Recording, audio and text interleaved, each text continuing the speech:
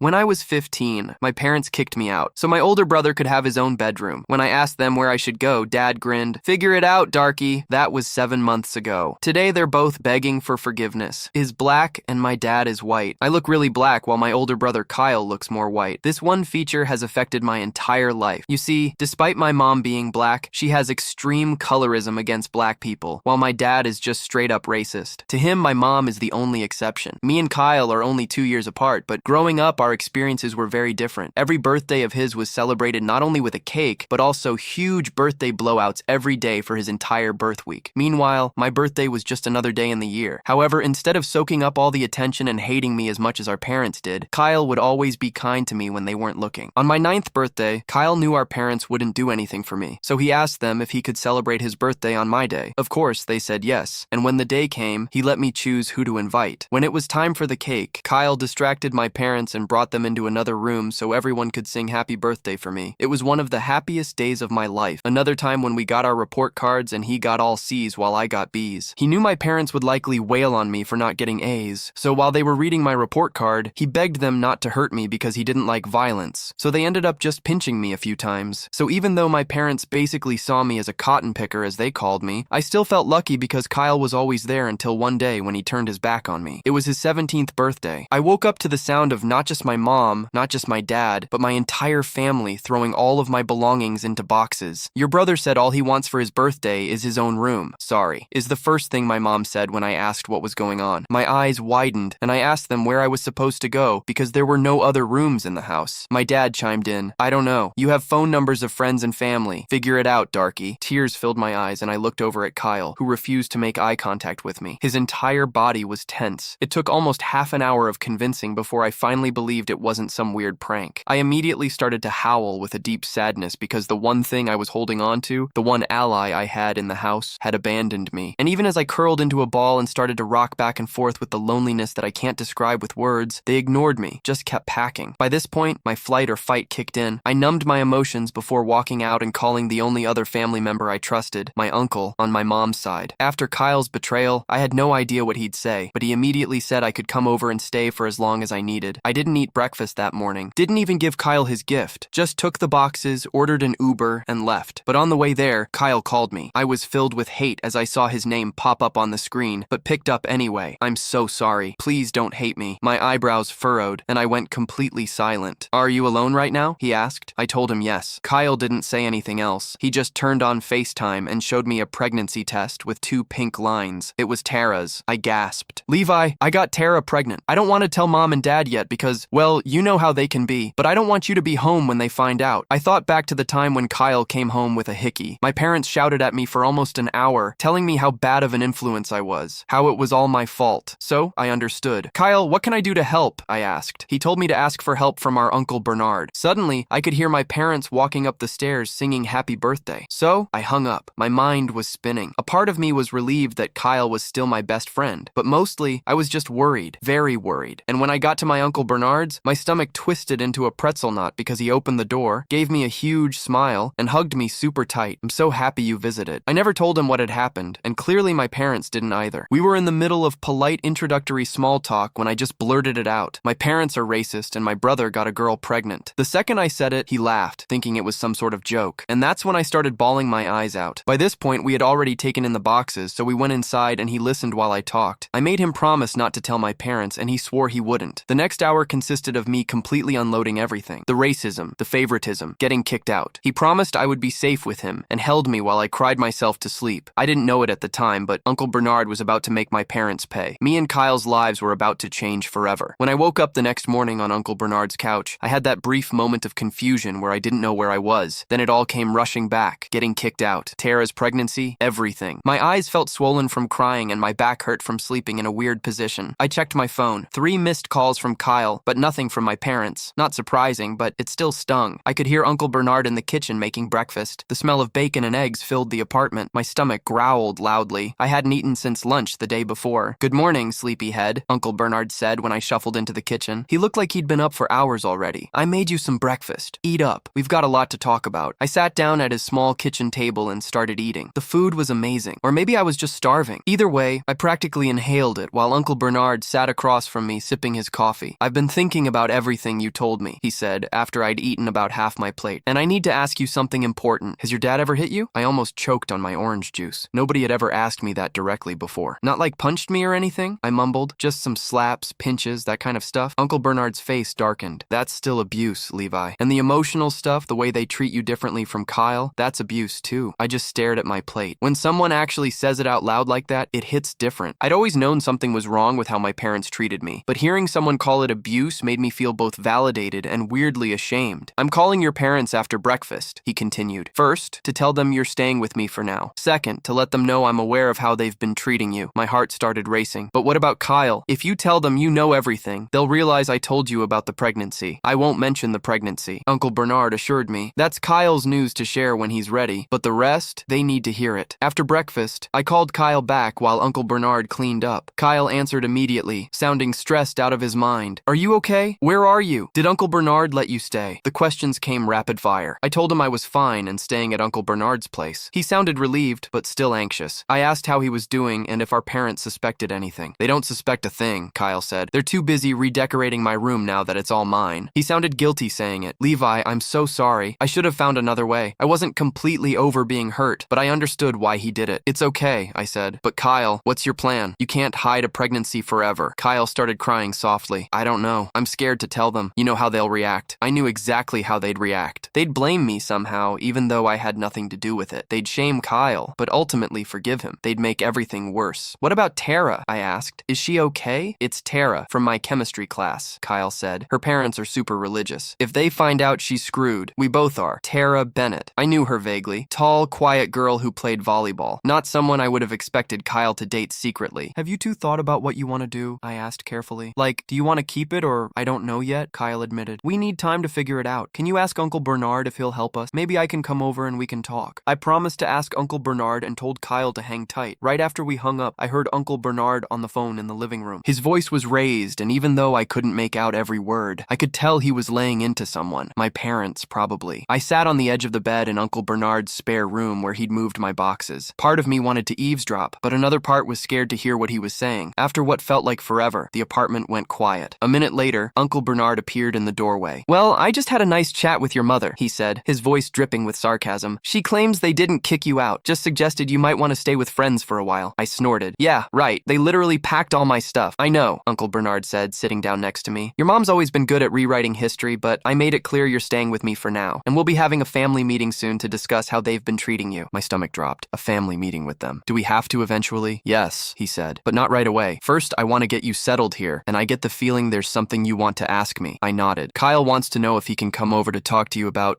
his situation. Uncle Bernard smiled. Of course he can tell him to come over tomorrow after school. I'll make sure to be home early from work. The rest of that day was weird, but nice. Uncle Bernard helped me unpack my stuff in his spare room. It was small, but way nicer than sharing with Kyle. I had my own desk, a queen-sized bed, and actual privacy. Uncle Bernard even took me shopping for some decorations to make the room feel more like mine. While we were out, I kept checking my phone. No messages from my parents. Not even a, "Are you okay?" or "We miss you." Just silence. Kyle texted that he'd come over tomorrow around 4 p.m. to talk to Uncle Bernard. That night, Uncle Bernard ordered pizza and we watched movies on his couch. It felt so normal, like what I imagined other families did regularly. No walking on eggshells, no feeling like a burden just for existing, just relaxing and enjoying each other's company. You know, Uncle Bernard said during a quiet moment, I always wanted kids of my own. Never worked out that way, but having you here, it's nice. I didn't know what to say to that, so I just smiled and focused on the movie, but something warm settled in my chest. For the first time in ages, I fell asleep feeling safe. The next day was a Tuesday. Uncle Bernard had to work, but he left me a key and said to make myself at home. I spent the morning exploring his apartment and the afternoon doing some homework I brought with me. At 3:30, I started getting anxious about Kyle's visit. Kyle showed up right at 4 each year, looking nervous but relieved to see me. We hugged for a long time in the doorway before I pulled him inside. This place is nice, he said, looking around. Uncle Bernard's not home yet. He should be here any minute, I said. Want some water or something? Kyle nodded and followed me to the kitchen. He looked pale and tired, like he hadn't slept well. We sat at the kitchen table in awkward silence for a few minutes before he spoke. Mom and Dad think I'm at debate team practice, he said. They don't suspect anything yet, but Mom made a comment about how weird I've been acting this morning. I almost had a panic attack. Before I could respond, we heard keys in the door. Uncle Bernard walked in, still in his work clothes, carrying a bag of groceries. His face lit up when he saw Kyle. There's my other nephew, he said warmly, setting down the groceries to give Kyle a hug. Kyle burst into tears the moment Uncle Bernard's arms went around him. The next hour was intense. Kyle told Uncle Bernard everything about Tara, about her being 8 weeks pregnant, about both of them being terrified of our parents finding out. Uncle Bernard listened carefully, asking questions, but never judging. "Have you two decided what you want to do?" Uncle Bernard asked gently. Kyle shook his head. "I don't know. We're only 16. I'm supposed to go to college next year, and Tara doesn't know if she could go through with an abortion." He started crying again. "An adoption? I don't know." "You have options," Uncle Bernard said, "and time to decide, but first Tara needs to see a doctor. Make sure everything's okay. I can take her if you want." Kyle nodded gratefully. "Could you? She's scared to go alone, and she can't ask her mom." "Of course," Uncle Bernard said. "And Kyle, whatever you two decide, I'll support you, even if your parents don't." Kyle looked at me then, his eyes still wet with tears. "I'm so sorry about what happened, Levi. I just panicked. I thought if they found out while you were still there." "It's okay," I said, meaning it this time. "I get it, and honestly, it's better here anyway." After Kyle left, promising to text us about setting up a doctor's appointment, I helped Uncle Bernard make dinner. My mind was spinning with everything that was happening. Tara's pregnancy, my new living situation, the inevitable confrontation with my parents that Uncle Bernard was planning. "Uncle Bernard," I said as we chopped vegetables, "what's going to happen when my parents find out?" He sighed. "I don't know, kiddo, but we'll face it together, all of us." The next week was surprisingly peaceful. I settled into a routine at Uncle Bernard's place. He'd wake me up for school, drop me off on his way to work, and pick me up afterward. We'd make dinner together, watch TV, and talk. He asked me questions about my interests, my friends, my classes, all the normal stuff parents are supposed to care about, but mine never did. Kyle came over a few times after school with Tara, supposedly for debate team research. Uncle Bernard took Tara to a doctor's appointment, confirming she was indeed about 9 weeks pregnant. They were still undecided about what to do, but at least now Tara was getting proper prenatal care in the meantime. My parents, radio silence. Not a single call or text asking how I was. Kyle said they barely mentioned me at home, like I'd just ceased to exist. It hurt, but it also confirmed what I'd always suspected. They didn't really love me the way parents are supposed to love their kids. Then on Friday evening, everything blew up. Kyle called me in a panic. "Mom found the ultrasound photo Tara gave me," he said, his voice shaking. "She put it together with how I've been acting. She knows Levi. She knows Tara's pregnant." My heart sank. What happened? What did she say? She went ballistic. Kyle sobbed, started screaming about how I'd ruined my life, how no decent college would take me now, how I'd brought shame on the family. Dad came home in the middle of it and lost his mind too. I put Kyle on speaker so Uncle Bernard could hear. "Are you safe?" Uncle Bernard asked immediately. "I'm in my room with the door locked," Kyle said, "but they keep pounding on the door, demanding I come out and face the consequences of my actions. Dad says I have to make Tara get rid of it. I'm scared." Uncle Bernard grabbed his car keys. "We're coming to get you. Pack a bag with essentials. You can stay here too." The drive to my parents' house was tense. Uncle Bernard drove like a man on a mission, his knuckles white on the steering wheel. I sat in the passenger seat, texting Kyle updates on our location. He wasn't responding anymore, which made my anxiety spike. When we pulled up to the house, I felt sick to my stomach. I hadn't been back since the day they kicked me out. The porch light was on, and both my parents' cars were in the driveway. "Stay in the car," Uncle Bernard instructed as he put the car in park. "No way!" I protested. "Kyle's my brother. I'm coming with you." Uncle Bernard looked like he wanted to argue, but nodded instead. We walked up to the front door together, and he rang the doorbell. The sound of shouting from inside immediately stopped. A moment later, my mom yanked the door open. Her expression changed rapidly from anger to surprise, to a forced smile when she saw Uncle Bernard. "Bernard, what a surprise," she said, completely ignoring my existence beside him. "What brings you by so late?" "Cut the crap, Denise," Uncle Bernard said coldly. "We're here for Kyle. He called us." My dad appeared behind her, his face blotchy from yelling. "This is a family matter, Bernard. You shouldn't be involved." "I am family," Uncle Bernard shot back. "And so is Levi, though you seem to have forgotten that." "Where's Kyle?" "In his room, having a teenage tantrum," my dad said dismissively. "He can come out when he's ready to discuss his options rationally." The way he said options made my skin crawl. I knew exactly what option he thought was rational. "Let me go get him," I said, already moving toward the stairs. My mom tried to block my path. "You don't live here anymore, Levi. You can't just let him through," Uncle Bernard said, his voice so authoritative that my mom actually stepped aside. I ran upstairs to Kyle's room, my old room too, and knocked gently. "Kyle, it's me. Open up." The door cracked open and Kyle peeked out, his face streaked with tears. When he saw it was really me, he flung the door open and hugged me tight. "Thank God you're here," he whispered. "They've lost their minds. Dad says I have to make Tara get an abortion or he'll throw me out. Mom keeps crying about what people at church will say. Pack your stuff," I told him. "You're coming to stay with me and Uncle Bernard." Kyle nodded and quickly grabbed a duffel bag, shoving clothes and toiletries inside. I helped him pack, grabbing things he missed, his laptop charger, his favorite hoodie, the stuffed bear he'd given me years ago that had somehow survived the purge of my belongings. When we came back downstairs with his bag, my parents were still arguing with Uncle Bernard in the entryway. "You can't just take him," my dad was saying. He's 16. He's still a minor. Watch me, Uncle Bernard replied. Unless you want me to call Child Protective Services and report how you've treated both your sons, I suggest you step aside. My dad's face turned an alarming shade of red. Is that a threat? You have no proof of anything. I have Levi's testimony, Uncle Bernard said calmly. And now I have evidence of you trying to force these kids into a medical procedure against their will. Do you really want to test me on this, Denise? My parents exchanged a look. For the first time in my life, I saw something like fear in their eyes. Kyle can make his own decisions when he turns 18, my mom said, changing tactics. For now, he stays here where we can take care of him. Take care of him like you took care of me, I blurted out, by treating him like garbage if he doesn't do exactly what you want. My dad finally acknowledged my presence with a glare. You don't know what you're talking about. We've always provided for both of you. Providing food and shelter is the bare minimum, I shot back. You never loved me, and now that Kyle's done something you don't approve of, you're treating him the same way. Kyle stepped forward, clutching his bag. I'm going with Uncle Bernard and Levi. I'll be back when you're ready to support me no matter what happens with Tara and the baby. My mom started crying again, but it felt manipulative rather than genuine. Kyle, please think about your future. I am thinking about my future, Kyle said firmly. And right now, it's not here. We walked out of the house together. My parents, too, shocked to physically stop us. As we drove away, I looked back to see them standing in the doorway, watching us go. They looked small and pathetic somehow. No longer the towering figures of authority they'd been in my mind for so long. The next few days were adjustment. Kyle took my bed while I slept on the pull-out couch. Uncle Bernard's small apartment felt crowded with 3 people, but also warm and safe in a way our parents' house never had. My parents called Kyle's phone constantly for the first 2 days, alternating between threats and tearful pleas for him to come home. He eventually turned off his phone to get some peace. They didn't call me once. On the 3rd day, I was alone in the apartment while Uncle Bernard was at work, and Kyle was at Tara's follow-up doctor's appointment. The doorbell rang, and when I looked through the peephole, I nearly had a heart attack. My parents were standing there. I called Uncle Bernard immediately. They're here, I whispered into the phone. Mom and Dad are at the door. Don't let them in, he said firmly. I'm leaving work now. I'll be there in 20 minutes. The doorbell rang again, followed by pounding. Levi, we know you're in there, my dad shouted. Open this door right now. I stayed quiet, hoping they'd give up and leave. They didn't. After a few minutes, I heard a key in the lock. The door swung open, revealing my parents. My dad was holding a key. Bernard gave us a spare key once when he went on vacation, he explained, his voice calmer now. In case of an emergency with his plants and mail, I backed away from them. This isn't an emergency. You need to leave. My mom stepped inside, looking around the apartment. Where's Kyle? We need to talk to him. He's not here, I said truthfully. And I already called Uncle Bernard. He's on his way home. My dad sighed heavily. Levi, this has gone far enough. You've made your point, but Kyle needs to come home now. He's still a minor, and what Bernard's doing could be considered kidnapping. He didn't kidnap anyone. I snapped. Kyle chose to leave because you were forcing him to make Tara get an abortion. We weren't forcing him, my mom said, though her eyes slid away from mine. We were just trying to help him see the right choice. The right choice according to who? You? I was furious now. It's their baby, their choice. My dad took a step toward me, and I instinctively stepped back. Something flashed in his eyes. Hurt maybe that I was afraid of him? Good. He should feel bad. This isn't about you, Levi, he said. You always make everything about yourself. I couldn't believe what I was hearing. Are you serious right now? You kicked me out of the house for Kyle's birthday. You've treated me like I'm nothing my entire life, and now you have the nerve to say I make everything about myself. Before they could respond, the apartment door flew open again. Uncle Bernard stood there looking furious. Behind him was Kyle, his face pale with shock at seeing our parents. Get out of my apartment, Uncle Bernard said to my parents, his voice deadly calm. Not without Kyle, my dad replied, turning to look at my brother. Come on, Kyle. This has gone on long enough. Come home where you belong. Kyle moved to stand beside me and Uncle Bernard. I'm not going anywhere with you. Not until you accept that this is my decision to make. My mom started crying again. Kyle, please. We just want what's best for you. No, you want what's easiest for you? Kyle shot back. What's best for your reputation? You don't care about what I want or need. That's not true, my dad protested. We love you like you love Levi, Kyle asked pointedly. That shut them up. They looked at me, then at each other, clearly not knowing how to respond. Uncle Bernard stepped forward. I think it's time we all had that family meeting I mentioned. Sit down, both of you. He gestured to the couch. Surprisingly, my parents sat. Maybe they were shocked by Uncle Bernard's authority, or maybe they finally realized the seriousness of the situation. Either way, for the next 2 hours, we talked. Really talked. Kyle explained how terrified he was when he found out Tara was pregnant, how he knew our parents would react badly. I told them how their treatment had affected me all my life. The birthdays, the report cards, the constant feeling of being less than. Uncle Bernard shared his perspective as an outsider who had watched their behavior for years without saying anything, something he now regretted. My parents mostly listened, occasionally trying to defend themselves, but getting shut down quickly. By the end, my dad was crying for real, not the manipulative tears from before. My mom looked like she'd aged 10 years in one afternoon. I didn't realize, she said finally, her voice rough. I didn't see what we were doing. Bull, Uncle Bernard said said flatly. You saw, you just didn't care. The question is whether you care now. My dad looked at me through his tears. Levi, I'm so sorry. We've been terrible parents to you. It was the first genuine apology I'd ever heard from him. I didn't know what to do with it. Part of me wanted to accept it immediately to have the loving parents I'd always wanted. Another part wanted to tell them to go to hell. Sorry doesn't fix 16 years, I said eventually, but it's a start. The conversation shifted to Kyle and the pregnancy. Our parents were still clearly unhappy about it, but they stopped pushing for an abortion. Instead, they actually listened as Kyle talked about the options, keeping the baby, adoption or termination, and his fears about each choice. By the time they left, nothing was resolved, but something had shifted. They promised to respect whatever decision Kyle and Tara made. They invited both of us to come home, but also said they understood if we wanted to stay with Uncle Bernard for now. As Uncle Bernard closed the door behind them, the three of us collapsed onto the couch, emotionally exhausted. Do you think they meant it? Kyle asked quietly. I don't know, Uncle Bernard said honestly. People don't change overnight, but they might be starting to see the damage they've done. I wasn't convinced. One conversation, no matter how intense, couldn't undo a lifetime of behavior. But for the first time, I felt like maybe, just maybe, things could be different. That night, as I lay on the pull-out couch staring at the ceiling, I thought about everything that had happened. In less than 2 weeks, my entire life had been turned upside down. I'd lost my home, gained an ally in Uncle Bernard, and somehow ended up in a strange new dynamic with my parents. Kyle came out of the bedroom and sat at the edge of my makeshift bed. Can't sleep? I asked. He shook his head. Too much going on in here? He tapped his temple. Levi, do you think I should give them another chance? I sat up. That's your call. They're still our parents for better or worse. I'm scared they'll go back to how they were before. He admitted that they'll pressure me about the baby or treat you badly again. Probably, I said. Honestly, people don't change that easily. But now we have Uncle Bernard and we have each other. Kyle smiled a little. We've always had each other. He paused, then added, I think we want to keep the baby. Is that crazy? I reached out and squeezed his hand. Not crazy. Scary. Sure. But you'll be an amazing dad. Better than ours at least, Kyle said with a bitter laugh. As we sat there in the dark, I realized something important. No matter what happened with our parents, whether they truly changed or just pretended to, Kyle and I would be okay. We had survived this far. We would keep surviving together. The next morning, I woke up with a weird sense of hope mixed with doubt. Kyle was curled up next to me on the pull-out couch, having fallen asleep there after our late-night talk. He looked peaceful for once. I carefully got up without waking him and found Uncle Bernard in the kitchen making pancakes. Morning, he said, sliding a stack onto a plate for me. How'd you sleep? Okay, I guess I said, dousing the pancakes in syrup. Kyle told me they want to keep the baby. Uncle Bernard nodded, not looking surprised. I figured he might. That boy's got a good heart. Always has. He sat down across from me. How do you feel about becoming an uncle? I hadn't really thought about it that way. Weird. Good weird, though. We ate in comfortable silence until Kyle shuffled in, hair sticking up in all directions. Uncle Bernard wordlessly passed him a plate of pancakes, which he accepted gratefully. So, what happens now? I asked after we'd all eaten. Now we figure out a game plan, Uncle Bernard said. Kyle needs to finish school. You both need stability and your parents need to prove they're serious about changing. Kyle looked down at his empty plate. I should probably bring Tara around more too. She deserves to be part of this. That conversation happened later that day. Tara came over looking terrified, probably expecting Uncle Bernard to tear her a new one. Instead, he offered her lemonade and gave them privacy to talk in the bedroom while I pretended not to eavesdrop from the hallway. I couldn't hear everything, but Tara's resolve surprised me. No panicking or backing down. Instead, she kept saying stuff like, whatever we decide, we do it together. When they came out an hour later, Tara looked relieved and Kyle looked determined, if still scared. I'll tell my parents tonight, Tara promised before leaving. They'll freak, but they're big on responsibility. They won't let us bail. After she left, Kyle flopped down next to me on the couch. Well, that went better than expected. She seems tough, I admitted. She is, Kyle said, scared out of her mind, but tough. The next couple days passed in a blur of planning. Uncle Bernard called our parents for another meeting, this time with all of us, plus Tara and her parents. Talk about awkward. Tara's parents were shocked, but rallied quickly, especially her mom. My parents were stiff and formal, but at least they weren't yelling. The adults talked about practical stuff, medical insurance, living arrangements, school plans. I mostly sat quietly, watching everyone's faces. My mom kept looking at me when she thought I wasn't paying attention. This weird mix of guilt and something else I couldn't identify. My dad barely made eye contact with anyone. After that meeting, our parents asked if we'd consider coming home for dinner that weekend. A fresh start, my mom called it. Kyle immediately looked at me. Up to Levi, he said firmly. I go where he goes. My dad nodded slowly. Fair enough, I agreed, but only if Uncle Bernard came too. No way was I walking back into that house without my backup. They reluctantly said yes. That Friday night was the most uncomfortable dinner of my life. My mom had clearly spent hours cooking all our favorite foods, even remembering mine correctly, which was a first. The conversation was strained, everyone trying too hard to be polite. Halfway through dinner, my mom cleared her throat. I've been doing some reading, she said awkwardly, about colorism and how it affects affects children. She looked directly at me. I never realized what I was doing to you, son. I'm not asking for forgiveness, just a chance to try to be better. I almost choked on my mashed potatoes. My mom reading about colorism, admitting she was wrong. I didn't know what to say, so I just nodded. My dad jumped in next. We've also found a family therapist, he said, for all of us if you boys are willing. We have a lot to work through. I looked at Kyle, who raised his eyebrows like, what do you think? Maybe, I said cautiously. We'll think about it. After dinner, my dad awkwardly showed me my old room, except it wasn't my old room anymore. They'd completely redone it. New paint, new furniture, even a fancy desk for studying. It was nice, way nicer than what I'd had before. We thought, if you wanted to come back, he trailed off. I don't know yet, I said. Honestly, this is all happening really fast. He nodded. I understand. The room's yours whenever you want it. No pressure. That night, back at Uncle Bernard's, Kyle and I stayed up late talking. He was torn about moving back home. On one hand, they were being surprisingly supportive about the baby now. On the other hand, we both knew how quickly they could flip. What do you think? He asked me. Should we give them another chance? I sighed. I don't know. Part of me wants to believe they've changed. Another part is waiting for them to go back to normal. Same, Kyle admitted. But I also feel bad about taking advantage of Uncle Bernard. His apartment's tiny for 3 people, let alone 4 once the baby comes. That was a good point. Uncle Bernard had been amazing, but this wasn't a long-term solution. We decided to talk to Uncle Bernard about it in the morning. When we brought it up over breakfast, he surprised us. I've actually been thinking about this, he said. I've been looking at 3-bedroom apartments, more space for all of us. You want us to stay with you permanently? Kyle asked, sounding shocked. Uncle Bernard shrugged. If that's what you want, or you could try going home with the understanding that my door is always open if things don't work out. We talked it through for hours. By the end, we had a plan. Kyle and I would move back home on a trial basis. We'd attend family therapy. We'd spend weekends with Uncle Bernard. And at the first sign of our parents reverting to their old ways, we'd be out of there. Moving back was weird. My parents were trying so hard it was almost uncomfortable. My mom kept asking about my schoolwork and offering to help. My dad suddenly wanted to know about my friends and interests. They both fussed over Kyle, making sure he was helping Tara and staying on top of everything. Family therapy was even weirder. Our therapist, Dr. Chen, didn't let anyone get away with anything. When my mom tried to downplay some of the things she'd done, she called her out immediately. When my dad cried about how hard it was for him, Dr. Chen pointed out how much harder it had been for me. The breakthrough came about a month in. We were talking about birthdays, specifically how they'd celebrated Kyle's but ignored mine. My dad started with his usual excuses about being busy or tight on money. That doesn't explain the pattern, Dr. Chen said calmly. Why was money always tight for Levi's birthday but never for Kyle's? My dad went silent. Then, to my complete shock, he turned to me with tears in his eyes. Because I'm racist, he said simply. I didn't want to admit it, even to myself, but I treated you differently because you look more black, and that's unforgivable. The room went dead quiet. My mom looked like she'd been punched. Kyle reached over and squeezed my hand. I don't know if it's unforgivable, I said finally, but it really messed me up. My dad nodded, tears streaming down his face. I know, and I'll spend the rest of my life trying to make it right if you'll let me. It wasn't an instant fix. There were still awkward moments, still times when they'd slip into old habits and I'd have to call them out, but that confession was the first time I believed they might actually be changing. Meanwhile, Tara's pregnancy was progressing. Her first ultrasound was a big deal. We all went, even my parents. Seeing that tiny blob on the screen made everything more real. Tara cried. Kyle looked terrified but held her hand the whole time. My parents stood awkwardly in the corner until the technician asked if they wanted to see their future grandchild. After that, my mom couldn't stop talking about baby stuff. By the time Tara was showing, our family had fallen into a new routine. It wasn't perfect, but it was better. My parents were trying consistently. I was cautiously letting them back in. Kyle was stepping up in a way I'd never seen before. We still spent every other weekend with Uncle Bernard. Those weekends became my favorite. Just the 3 of us hanging out, watching movies, talking about everything and nothing. Uncle Bernard never pressured us about our parents. He just listened and offered advice when asked. One Saturday at Uncle Bernard's, Tara stopped by with Kyle and grabbed her stomach suddenly while we were watching TV. My heart nearly stopped until she laughed. "The baby's kicking," she exclaimed. "Here, feel." She grabbed my hand and placed it on her rounded belly. Sure enough, I felt a little thump against my palm. It was the weirdest, coolest thing I'd ever experienced. "Hey in there," I said. "I'm your Uncle Levi. Can't wait to meet you." Kyle smiled so big I thought his face might split. "We found out yesterday," he said. "It's a boy. A nephew. I was going to have a nephew." Something about that made everything more real. "Have you thought about names?" Uncle Bernard asked. Kyle nodded. "I like Bernard Levi Williams." He looked at us shyly after my 2 favorite people. I didn't cry. I absolutely did not cry. Okay, maybe I cried a little. When we told our parents the baby's name, my dad actually hugged me. Not a stiff, formal hug, but a real one. "He'll be lucky to have you as his uncle," he said softly. The months flew by. Kyle finished the semester with decent grades despite everything. Tara got a part-time job, and they saved every penny for the baby. My parents converted their home office into a nursery, painting it green because Tara didn't want blue. Uncle Bernard knitted enough baby blankets to survive a nuclear winter. I focused focused on school too, getting straight A's my senior year. When college acceptance letters started arriving, my parents were genuinely excited for me. They even threw me a small party when I got into my first choice, the first real celebration they'd ever given me. It felt good, if a little surreal. Tara's water broke 2 weeks early, right in the middle of my graduation ceremony. 1 minute, I was walking across the stage to get my diploma. The next, my mom was frantically waving from the audience. We rushed to the hospital, still in my cap and gown. The labor was long, 16 hours of Tara alternating between crying, screaming, and threatening to murder Kyle if he ever touched her again. We all took turns sitting with her, me, my parents, Kyle, her parents, Uncle Bernard. By hour 15, we were all exhausted, but then suddenly it was happening. The doctor was telling Tara to push, and a few minutes later, a tiny crying human was placed on Tara's chest. Bernard Levi Williams was 6 lb7 Oz of perfect. He had Tara's nose, Kyle's chin, and skin a shade between theirs. My parents cried when they held him. So did Uncle Bernard. So did I. If I'm being honest, that night, after everyone else had gone home or to the cafeteria, it was just me and Kyle in the hospital room. Kyle was dozing while I held baby Bernard. "Hey there," I whispered to my nephew. "You caused quite a stir. You know that changed everything." And he had. Looking at his tiny face, I realized how much had shifted in less than a year. Kyle and I had gone from brothers surviving our parents to actual family. My parents had gone from people I feared and resented to people I was cautiously starting to trust. Uncle Bernard had gone from a distant relative to one of the most important people in my life. None of it was perfect. My parents still slipped up sometimes. Family therapy was still a weekly necessity. Kyle and Tara were still figuring out co-parenting while finishing high school. I still had moments of doubt about forgiveness, but looking at baby Bernard, I knew we'd figure it out, all of us together. As if sensing my thoughts, baby Bernard opened his eyes and looked right at me. I swear he smiled, though the rational part of me knows newborns don't really smile. In that moment, I felt this fierce protectiveness wash over me. This little boy would never know what it felt like to be unwanted or unloved. He would grow up surrounded by people who adored him, including a dad, grandparents, and an uncle who had learned the hard way what family should be. "You're going to be fine," I whispered to him. "We all are."